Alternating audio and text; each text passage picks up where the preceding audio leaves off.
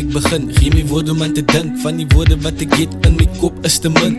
Ek voel ek moet 'n song kom maak, van ek het 'n vriend verloor. Sy was so jong, vol lewe, nou is alles oor. Sy was 'n liefdesbundel, sy was 'n kinder almal. Sy was my grootste vriend, al my songs ek ken al lank al. Almal het haar lief gehad, want Zina was 'n mens. Sy het gesê ek gaan dit maak en dat het sy gewens. Al wat ek wil sê, sy was hier reël is op my team. En dankie vir die ondersteuning, dankie julle sien. Op Facebook gaan gelag, en dan maak ons 'n meme. En as ek iets gepost het, dan maak ons die hele scene. Sy is klaar de boot, terwyl ek hier nog van my tyd wacht.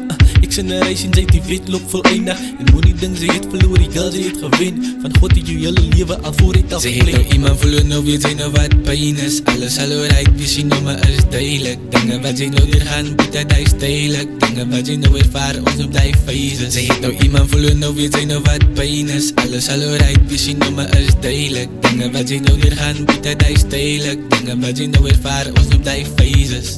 Okay, right nou eindig ek het by my ma, my dakse plaat, my steenpilaar, my broer, dit was my alles. Sy het ons verlaat en ek verstaan, God het daar kom maal en nou moet ek my eie man is. Sy het my gebou, so niemand sal my onderkry. Van 9 maande gehou, van 9 maande in pyn, van 9 maande geloop, van 9 maande gelei, van 9 maande nie gerook en alles vir my. Ek onthou die eerste dag toe ek na school toe was. Sy het my hand vastgehou, broer, tot in die klas. En al die kinders in die klas het my uitgelag. Ek het nooit gedoog dat my ma ooit so sal weerstap.